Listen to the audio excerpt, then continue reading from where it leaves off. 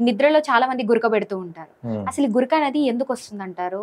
ఒకవేళ ఇది అంటే రెగ్యులర్‌గా ఫేస్ చేస్తున్న వాళ్ళకి ఫ్యూచర్‌లో ఎలాంటి ప్రాబ్లమ్స్ ఫేస్ చేసే అవకాశాలు ఉంటాయంటారు? దీనికి ట్రీట్మెంట్ ఏ విధంగా ఉంటుందంటారు? గురక మామూలుగా వస్తే ప్రాబ్లం లేదండి. హ్మ్. కానీ గురక చాలా పెద్ద శబ్దంతో రావడం, అని వస్తది కొందరికి. సౌండ్ ఇస్తారు. మధ్యలో ఆగిపోయినట్టుగా అవుతది. శ్వాస ఆగిపోయినట్టుగా అవుతది. వీటిని హెరాయిక్ స్నోరింగ్ అంటారు. కొందరు గురక పెడితే నాకు కొందరు పేషెంట్స్ ఉన్నారు. వైఫ్ ఒక రూమ్‌లో, హస్బెండ్ ఒక రూమ్‌లో పడుకుంటారు. ఎందుకు? అంటే వైఫ్ చెప్తది, "సార్ నేను ఆ గురక భరించలేక నిద్రపోలేకపోతున్నాను కాబట్టి నేను వేరే రూమ్‌లో పడుకుంటా." ఓకే. ఎందుకు అంటే, ఒక టనెల్‌లో ట్రైన్ పోతే ఎంత సౌండ్ వస్తదో అంత సౌండ్ వస్తుంది సార్ అని చెప్పాడు మొన్న ఒకాయన వాళ్ళ వైఫ్ పడుకుంటే. ఓహ్ గాడ్! ఎందుకు వస్తుంది అంటే ఆమె చాలా లావుగా ఉంది. ఓకే. ఒబేసిటీ ఉన్న వాళ్ళకి, ఇక్కడ ఈ మెడ ప్రాంతం చిన్నగా ఉన్న వాళ్ళకి, న్యారో నెక్ ఉన్న వాళ్ళకి ఈ శ్వాస అనేది, ఆక్సిజన్ గాలి అనేది ఎప్పటికప్పుడు ఊపిరితిత్తుల ద్వారా మనకు అందాలి. అందితేనే మనం హెల్దీగా ఉంటాం. ఇలా పడుకున్నప్పుడు ఏమవుతుందంటే ఈ గొంతులో నాలిక వెనకాల ఉన్న ప్లేస్ రెట్రో గ్లాసల్ ప్లేస్ అంటారు, ఆర్ ఫ్యారింజియల్ ప్లేస్, రెట్రో ఫ్యారింజియల్ ప్లేస్ అంటారు. అక్కడ ప్లేస్ తగ్గిపోయి గాలి సరిగ్గా కిందికి వెళ్ళదు, ఆక్సిజన్ అందదు ఊపిరితిత్తులకి.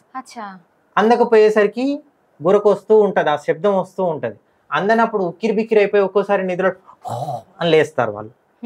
సో దీన్ని అబ్స్ట్రక్టివ్ స్లీప్ అప్నియా అంటారు. Obstructive sleep apnea. అప్నియా అంటే శ్వాస ఆడకపోవడం, స్లీప్ అంటే నిద్రలో, అబ్స్ట్రక్టివ్ అంటే అడ్డుపడడం వల్ల, అంటే మీ శ్వాస మార్గానికి గాలి సరిగా అందకపోవడం, అడ్డుపడడం వల్ల నిద్రలో మెలకువలు రావడం.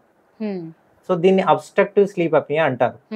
అంటే ఇట్లా గురక ఎక్కువగా వచ్చి సరిగ్గా నిద్రపోలేకపోయి, రాత్రంతా నిద్రపోలేదు, సరిగ్గా నిద్ర ఆక్సిజన్ అందలేదు కాబట్టి పొద్దున్న లేస్తే రిఫ్రెష్ గా ఉండదు. పొద్దున ఎక్కడ కూర్చుంటే అక్కడ నిద్రపోతా ఉంటాం. మొన్న ఒక పేషెంట్ వచ్చాడు, సార్ మా ఆయన బండి మీద పోతూ పడిపోయాడు, ఫ్రాక్చర్లు అయినాయి, తల పగిలింది, కారణం ఏంటి అని అడిగితే నాకు తెలియదు అంటున్నాడు అన్నది. ఇది మాత్రమే వాళ్ళు చెప్పింది. హిస్టరీ క్లియర్ గా తీసుకుంటే ఏం చెప్తున్నానంటే ఆయనకి విపరీతమైన గురక వస్తుంది, ఎప్పటి నుంచో గురక వస్తుంది. పగలు ఎక్కడ కూర్చుంటే అక్కడ ఆటోమేటిక్గా నిద్రపోతాడు, అన్కంట్రోలబుల్ స్లీప్. ఎందుకంటే రాత్రంతా నిద్రపోలేదు కాబట్టి శరీరం సహజంగానే రెస్ట్ కోరుకుంటుంది. కాబట్టి టీవీ చూస్తూనే ఒక కునికిపాటు, అన్నం తిని గ్యాప్ లో కూడా ఒక్కోసారి వాళ్ళ ఆవిడ పెరుగు తెచ్చే లోపల పడుకున్నాడంట ఒకసారి. సో ఎందుకంటే రాత్రి నిద్ర లేదు. సో ఈ ప్రాబ్లం అయిపోయి ఏంటంటే ఆయన బండి తోలుతుంటే కూడా కంట్రోల్ చేసుకోలేనంత స్లీప్ వచ్చేసి పడుకున్నాడు, మొత్తం వదిలేశాడు, పడిపోయాడు. ఇక్కడ ఫ్రాక్చరు, కాలికి ఫ్రాక్చరు, తల పగిలింది. సో ఇంత డేంజర్ కూడా అవ్వచ్చు. అంటే రాత్రి సరిగ్గా నిద్రపోలేదు కాబట్టి పగలు ఎక్కడ పడితే అక్కడ నిద్రపోతారు. ఇది డేంజరస్ ప్రాబ్లం. ఇది ఉన్న వాళ్ళు కొందరికి విపరీతమైన తలనొప్పి వస్తుంది, ఎందుకంటే రాత్రి సరి అయినా ఆక్సిజన్ అందలేదు, కార్బన్ డైఆక్సైడ్ నిలిచిపోయింది బ్రెయిన్ నిండా, బ్లడ్ లో. అప్పుడు వాళ్ళకి డే టైం అంతా కూడా తలనొప్పిగా ఉంటది, పొద్దున్న లేచినా కూడా తలంతా భారంగా ఉంటది. సో వీళ్ళకి ఇంపార్టెంట్ ఏంటంటే ఎక్కువగా ఒబేసిటీ, బరువు ఉన్న వాళ్ళలో, ఈ న్యారో నెక్ ఉన్న వాళ్ళలో, థైరాయిడ్ సమస్యలు ఉన్న వాళ్ళలో, ఆల్రెడీ శ్వాస సంబంధమైన సమస్యలు ఉన్న వాళ్ళలో వస్తుంది. ఈ న్యారో పాత్వేస్ ఉన్న వాళ్ళలో, అంటే ఈ దారి అంతా ఇరుకుగా ఉన్న వాళ్ళలో వస్తుంది. ఇంకా వీళ్ళు ఆల్రెడీ స్మోకర్స్, ఆల్కహాల్ అయ్యారనుకోండి ఇంకా డేంజర్. ఇంకా వాళ్ళు చేసే శబ్దాలు డిఫరెంట్ గా వస్తాయి నిద్రలో. వాళ్ళు కనుక నిజంగా ఆ శబ్దాలని వైఫో లేకపోతే హస్బెండ్ రికార్డ్ చేసి వినిపిస్తే మీకు చాలా ఫన్నీగా ఉంటుంది, కానీ అది డేంజర్. మీరు ఇది నెగ్లెక్ట్ చేస్తే ఏమవుతుందంటే రాను రాను దీనివల్ల ఊపిరితిత్తుల పైన ప్రెషర్, ఆ ఊపిరితిత్తుల ప్రెషర్ క్రమంగా కుడివైపు హార్ట్ పైన పడుతుంది, హార్ట్ ఫెయిల్ అవుతుంది కుడివైపు.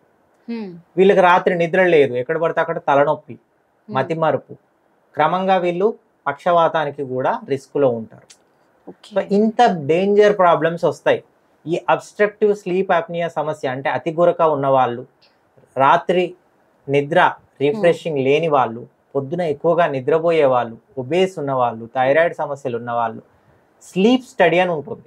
అంటే ఇక్కడ మనకు వైర్స్ పెడతారు మొహం మీద, తర్వాత ఇక్కడ పెట్టేసి మీ స్లీప్ ఎంత క్వాలిటీ ఉంది, మీరు నిద్రలో ప్రతి గంటలో ఎన్నిసార్లు మీకు ఆక్సిజన్ అందట్లేదు అనేది రికార్డ్ చేస్తారు. దానికి కొన్ని పారామీటర్స్ ఉంటాయి, ఇండెక్స్లు ఉంటాయి. <5 నార్మల్ గా మనకు ఉంటుంది హెల్దీ పీపుల్ కి. ఆ ఆప్నియా హైపాప్నియా ఇండెక్స్ అంటారు దాన్ని. అప్ టు 15 మైల్డ్ వేరియంట్ అనమాట. మోర్ దెన్ 15, 30 వరకు ఉందనుకోండి మోడరేట్, కొంచెం సివియరిటీ ఎక్కువ. మోర్ దెన్ 30 ఉందనుకోండి వెరీ సివియర్, అది వాళ్ళకి డేంజర్. మరి వీళ్ళందరినీ ఎలా ట్రీట్ చేయాలి? ట్రీట్ చేయడానికి మందులు వాడొద్దు, మందులు ఇవ్వకూడదు. దీన్ని మనం ఆ స్లీప్ స్టడీ చేసిన తర్వాత వీళ్ళు దేంట్లో ఫిట్ అవుతున్నారో చూసుకొని వీళ్ళ వెయిట్ కంట్రోల్ చేస్తూ వీళ్ళ థైరాయిడ్ కంట్రోల్ చేస్తూ ఒక మిషన్ పెడతారు, BiPAP machine or CPAP machine అంటారు. దీన్ని సిప్యాప్ మిషన్ అంటే ఒక చిన్న మాస్క్ ఇడ పెడతారు, పెడితే అదే కంటిన్యూస్ గా ఆక్సిజన్ ఇస్తూ ఉంటుంది, ప్రశాంతంగా పడుకుంటారు. నాకు మొన్న ఒక పేషెంట్ వచ్చారు, సార్ 3 ఏళ్ల నుంచి తలనొప్పితో తిరుగుతున్నాను, నాకు డే టైంలో విపరీతమైన తలనొప్పి వస్తుంది, మధ్యాహ్నం పడుకుంటే మధ్యాహ్నం అన్నం తిన్న తర్వాత ఇంకా నన్ను కంట్రోల్ చేసుకోలేనంత తలనొప్పి నిద్ర వస్తున్నాయి అని చెప్పాడు. నేను ఏమన్నానంటే ఫస్ట్ ఆ మందులన్నీ ఆపేసి ముందు స్లీప్ స్టడీ చేయండి. స్లీప్ స్టడీ చేస్తే ఆయనకి యాప్నియా హైపాప్నియా ఇండెక్స్ ఆల్మోస్ట్ 27 ఉంది, ఆల్మోస్ట్ సివియర్ హైపాప్నియా. సో ఆయనకి అన్ని మందులు తీసేసి జస్ట్ మిషన్ పెట్టాను. 1 మంత్ తర్వాత వచ్చి సార్ నేను నా 40 years అప్పుడు ఎంత యంగ్గా యాక్టివ్గా పనిచేసుకున్నాను, ఇప్పుడు కూడా అంతే యాక్టివ్గా పనిచేసుకోగలుగుతున్నాను, నాకు ఎలాంటి నిద్ర రావట్లేదు, డే టైంలో తలనొప్పి రావట్లేదు, ఇప్పుడు ఇన్ని మందులు మింగాల్సిన అవసరం కూడా లేదు అని చెప్తున్నారు. అంటే పేషెంటే మీకు కరెక్ట్గా చెప్తారు. ఆయన దాదాపు 3 ఏళ్ల నుంచి ఇబ్బంది పడుతున్నారు, ఆయన దాదాపు ఇన్ని మందులు మింగారు, ఆయన చెప్తున్నారు నేను ఇన్ని రకాల మందులు మింగాను సార్. కేవలం ఎక్కువ మందులు తీసుకోవడం కూడా కిడ్నీ మీద, అంటే ఏ రకమైన మందులు వాడతారు అనేది ఇంపార్టెంట్. కిడ్నీకి ఏదైనా డ్యామేజ్ అయ్యే మందులు ఉన్నాయనుకోండి, ఏ డాక్టర్ అయినా కూడా 5 రోజులు, వారం రోజులు, 10 రోజులు రాస్తారు, కానీ అవి వేసుకుంటే నొప్పి తగ్గుతుంది, హ్యాపీగా ఉంటది. పేషెంట్స్ ఏం చేస్తారు, నొప్పి తగ్గి హ్యాపీగా ఉంది, వాళ్ళకి తెలియదు కదా ఇవన్నీ పరిణామాలు నెక్స్ట్ ఇలా ఉంటాయి, వాళ్ళు బాగుంది ఇది వేసుకుంటే ఈ పూట అని చెప్పి మెడికల్ షాప్కి వెళ్ళి తెచ్చుకొని వేసుకుంటా ఉంటారు. పుట్నాలే ఇంకా మింగుతూనే ఉంటారు, ఈ పుట్నాలు మింగి మింగి ఈ కిడ్నీలు పోతాయి.